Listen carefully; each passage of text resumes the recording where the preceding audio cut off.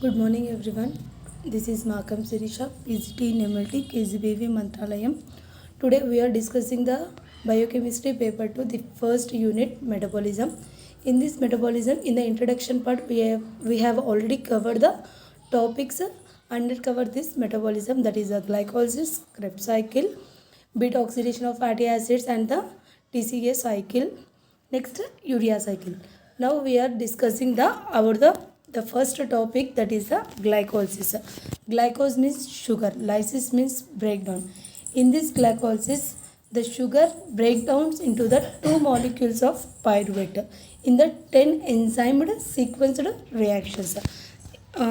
Next, coming to the introduction part for the glycolysis.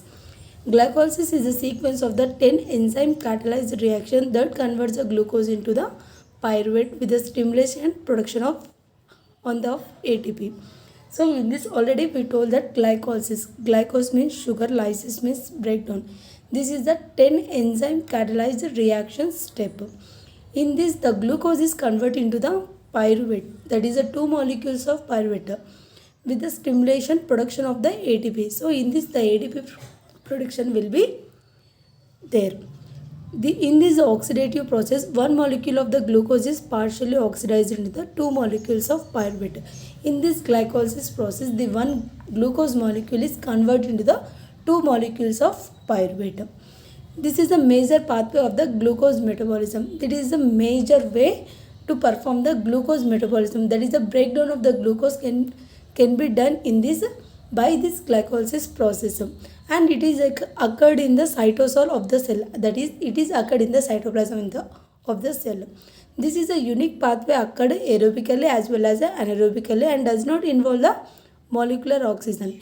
It can be occurred in both the aerobical process and anaerobical process.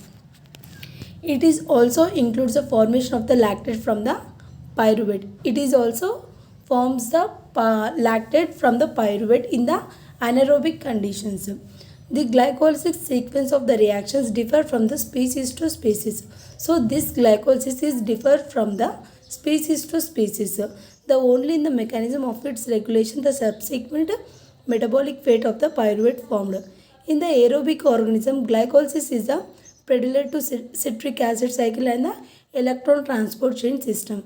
In the aerobic organism, this glycolysis further step is converted to the citric acid cycle and the electron transport chain. Glycolysis is the central pathway for the glucose catabolisms. Already I told that the catabolism is the breakdown of the larger molecules into the smaller molecules. So coming to the introduction part, we told about the glycolysis. Glycolysis means the breakdown of sugar. ఇక్కడ వచ్చేసి మనకు ఏమవుతుందంటే glucose అనే sugar వచ్చేసి మనకు two molecules of పైరువేట్గా convert అవుతుందమ్మా. So ఇవన్నీ కూడా మనకు ఒక 10 సీక్వెన్స్డ్ రియాక్షన్స్లో జరుగుతాయి. ఇదంతా మనకు సైటోప్లాజంలో జరుగుతుంది. ఇది ఏరోబిక్గా జరుగుతుంది, అనరోబిక్గా జరుగుతుంది. గ్లైకోలిసిస్ ద్వారా మనకు ఏటీపీ ప్రొడక్షన్ అనేది వస్తుంది. నెక్స్ట్ గ్లైకోలిసిస్ ద్వారా మనకు గ్లూకోజ్ వచ్చేసి లాక్టోజ్ కూడా కన్వర్ట్ అవుతుంది పైరువేట్ నుంచి. నెక్స్ట్ వచ్చేసి మనకు ఇన్ ద ఏరోబిక్ ఆర్గానిజమ్స్లో ఈ గ్లైకోలిసిస్ వచ్చేసి ఫర్దర్ స్టెప్స్లో క్రెబ్స్ సైకిల్లో ఇన్వాల్వ్ అవుతుంది. నెక్స్ట్ వచ్చేసి ఎలక్ట్రాన్ ట్రాన్స్పోర్ట్ చైన్లో కూడా మనకు ఇన్వాల్వ్ అవుతుంది అనమాట. సో గ్లైకోలిసిస్ అంటే ఇది one of the catabolic process, అంటే గ్లూకోజ్ మెటబాలిజం అనమాట. సో ఇక్కడ వచ్చేసి మనకు బ్రేక్ డౌన్ ఆఫ్ గ్లూకోజ్ అనేది జరిగి two molecules of small molecules of pyruvate అనేది ఫామ్ అవుతుంది. Next, coming to the 10 reactions in the glycolysis, that is the glucose is converted to the glucose 6-phosphate in the presence of hexokinase enzyme by the utilization of ATP. This is the first step in the glycolysis. Next, the glucose 6-phosphate is converted to the fructose 6-phosphate in the presence of enzyme phosphohexoisomerase. Next, this fructose 6-phosphate is converted to the fructose 1,6-bisphosphate in the presence of the enzyme phosphofructokinase. Next, this fructose 1,6-bisphosphate is converted to the dihydroxyacetone phosphate as well as the glyceraldehyde 3-phosphate in the presence of enzyme aldolase. In case of the fructose 1,6-bisphosphate is converted to the dihydroxyacetone 3-phosphate, then it is converted to the glyceraldehyde 3-phosphate in the presence of enzyme phosphofructokinase isomerase. Next, this glyceraldehyde 3-phosphate is converted to the 1,3-diphosphoglyrate in the presence of enzyme triose phosphodehydrogenase. Next, 1,3-diphosphoglycerate is converted to the 3-phosphoglycerate in the presence of enzyme phosphoglyceric acid kinase. Next, 3-phosphoglycerate is converted to the 2-phosphoglycerate in the presence of enzyme phosphoglyceromutase. 2-phosphoglycerate is converted into the phosphoenol pyruvate, that is a PEP, in the presence of enzyme enolase. Next, this PEP phosphoenol pyruvate is converted into the 2 molecules of pyruvate in the presence of enzyme pyruvate kinase.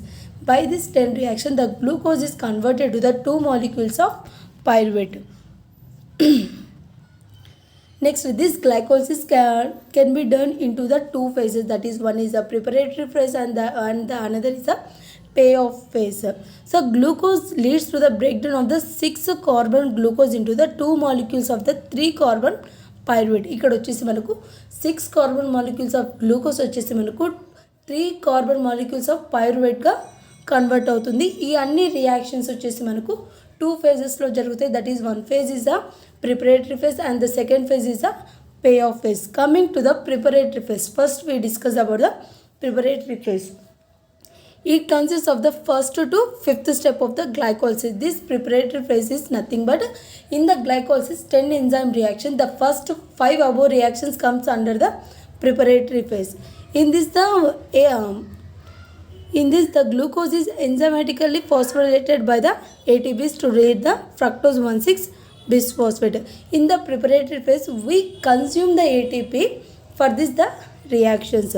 This fructose 1,6-bisphosphate is then split into the half to the 2 molecules of the 3-carbon containing glyceraldehyde 3-phosphate or the dihydroxyacetone phosphate. So in this preparatory phase, the glucose is converted to the fructose 1,6-bisphosphate. In this, 1 ATP is utilized.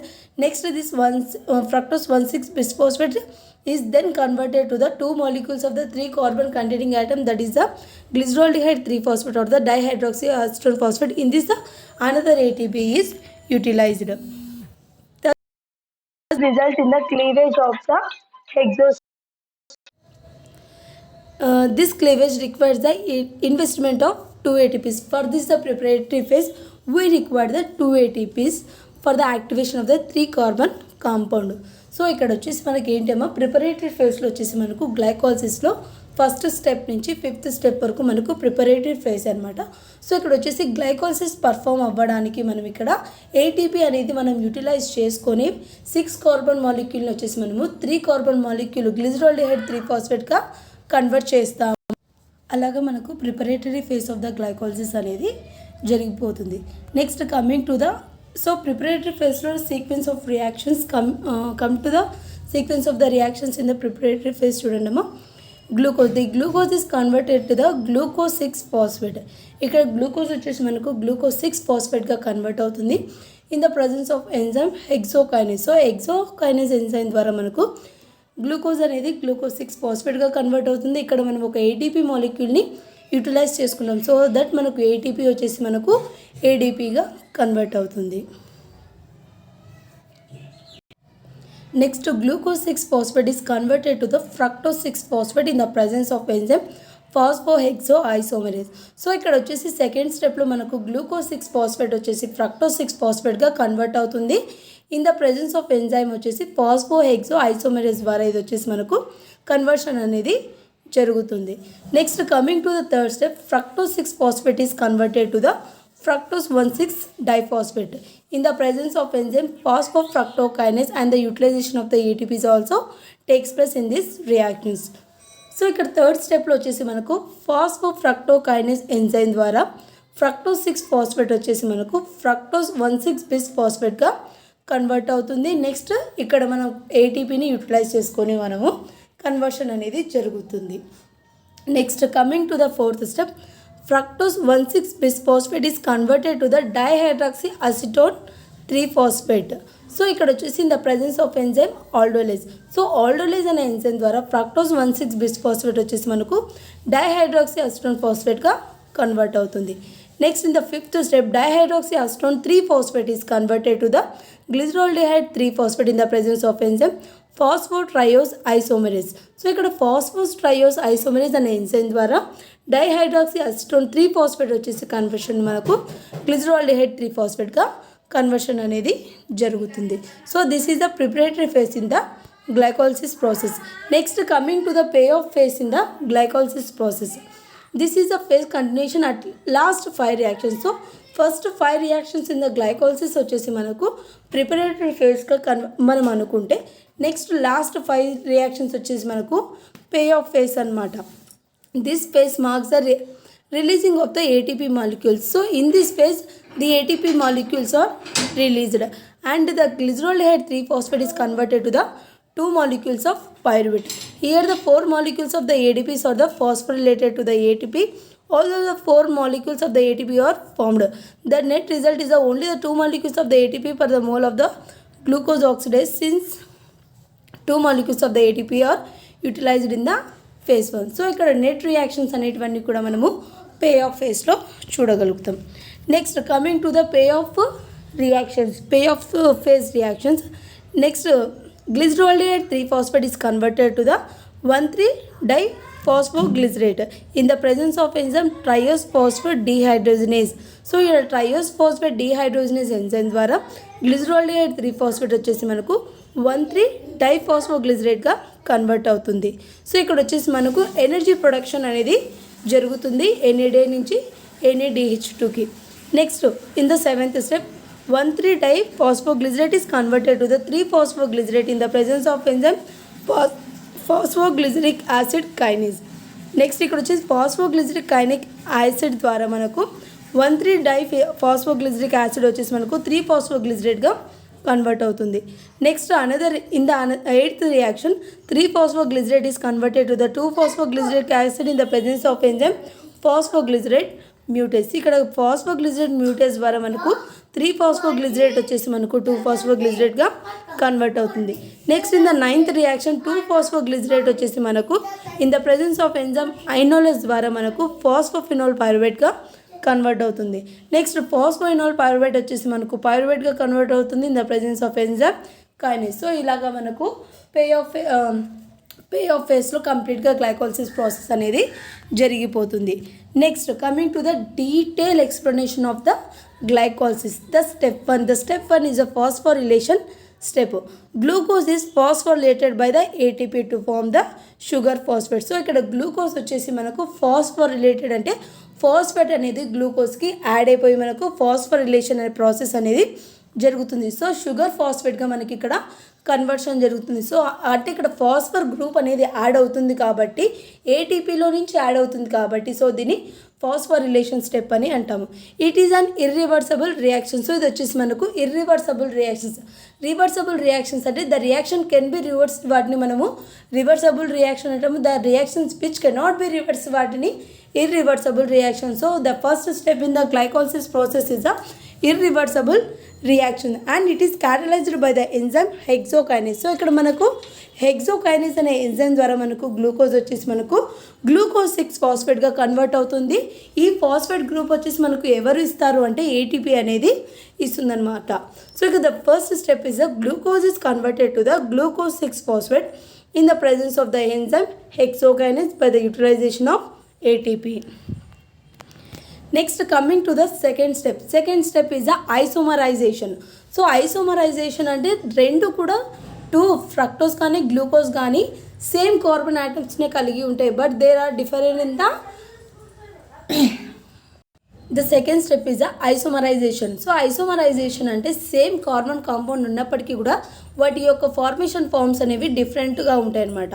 So in this step వచ్చేసి మనకు ఫాస్ఫోగ్లిజరో isomerase అనే enzyme ద్వారా glucose 6-phosphate వచ్చేసి మనకు fructose 6-phosphateగా convert అవుతుంది. Just ఇక్కడ conversion of glucose 6-phosphate is converted to the fructose 6-phosphate in the presence of enzyme గ్లూకో isomerase. Next coming to the third step, that is the phosphorylation. Again here the phosphate group is added to the fructose 6-phosphate.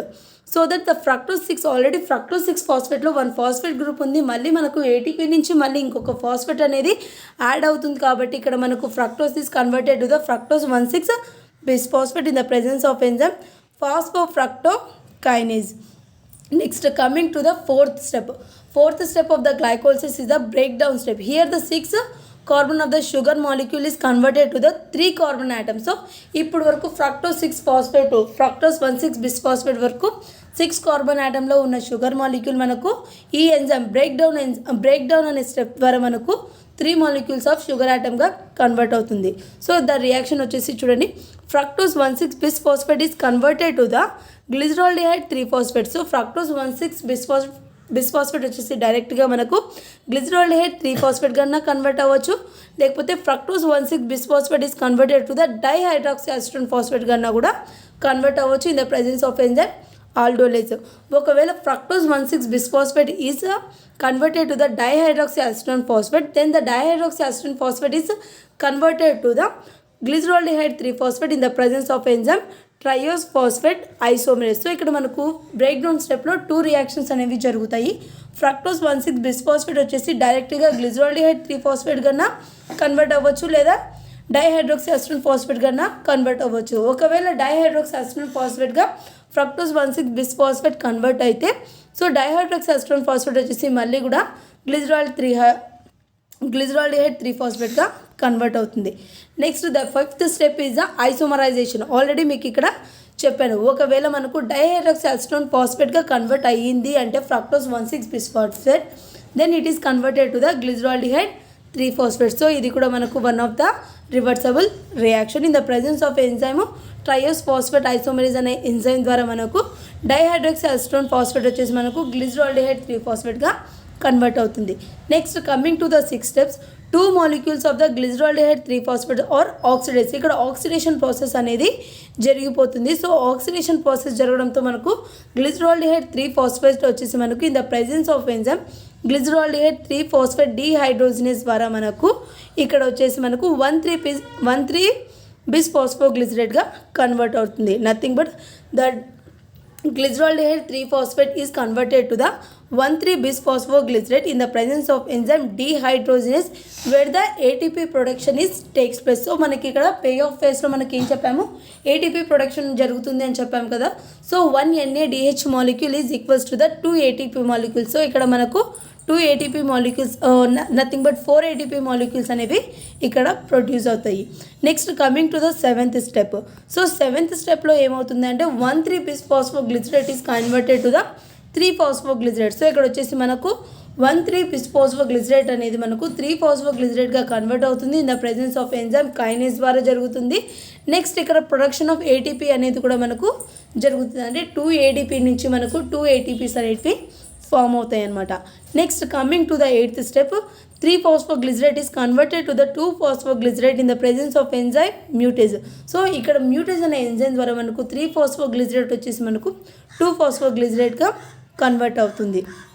Next coming to the ఇక్కడ వచ్చేసి మనకు water molecule అనేది బయటికి వెళ్ళిపోతుంది. Two phosphoglycerate is converted to the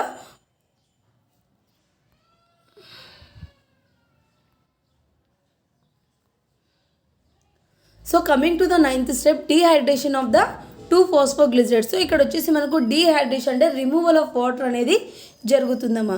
so ఆ removal of water వచ్చేసి మనకి ఇక్కడ 2-ఫాస్ఫోగ్లిజరేట్ వచ్చేసి మనకు ఫాస్ఫోఇనాల్ పైరువేట్గా ఈనోలేజ్ ఎంజైమ్ ద్వారా జరిగి మనకు వాటర్ అనేది బయటికి రిలీజ్ అయిపోతుంది. సో ఇక్కడ మనకి ఈ స్టెప్ని డీహైడ్రేషన్ స్టెప్ అని అంటారు. Next in the 10th step వచ్చేసి మనకు పెప్ వచ్చేసి phosphoenol pyruvate, that is the PEP వచ్చేసి మనకు పైరువేట్ 2 మాలిక్యూల్స్ ఆఫ్ పైరువేట్గా కన్వర్ట్ అవుతుంది in the presence of enzyme kinase enzyme ద్వారా మనకి ఇక్కడ పైరువేట్ అనేది ఫామ్ అవుతుంది. దేని నుంచి ఫామ్ అవుతుంది అంటే ఫాస్ఫోఇనాల్ పైరువేట్ పెప్ నుంచి మనకు పైరువేట్ అనేది ఫామ్ అవుతుంది. ఇక్కడ కూడా మనకు 2 ATP ప్రొడక్షన్స్ అనేటివి జరుగుతాయి. సో ఇలాగా మనకు 10 ఎంజైమ్డ్ సీక్వెన్స్డ్ రియాక్షన్స్లో glucose 6 carbon atom of the glucose వచ్చేసి మనకు 3 carbon atoms of the 2 molecules of the పైరువేట్గా కన్వర్ట్ అవుతుంది. So the overall balance sheet of the glycolysis తీసుకుంటే 2 ATP మాలిక్యూల్స్ అనేటివి మనము యూటిలైజ్ చేసుకున్నాము. సో 2 ATP మాలిక్యూల్స్ యూటిలైజ్ చేసుకున్నాము. మనకు ప్రొడక్షన్ వచ్చేసి మనకు 10 ATP మాలిక్యూల్స్ అనేవి ప్రొడ్యూస్ అయినాయి. సో ఇక్కడ మనకు 2 ATP మాలిక్యూల్స్ యూటిలైజ్ చేసుకున్నాం కాబట్టి ద నెట్ గెయిన్ రియాక్షన్ వచ్చేసి మనకు 8 ATP మాలిక్యూల్స్ అనేవి మనకు గ్లైకాలసిస్లో వచ్చేస్తుంది. So this is all about the glycolysis process. Thank you.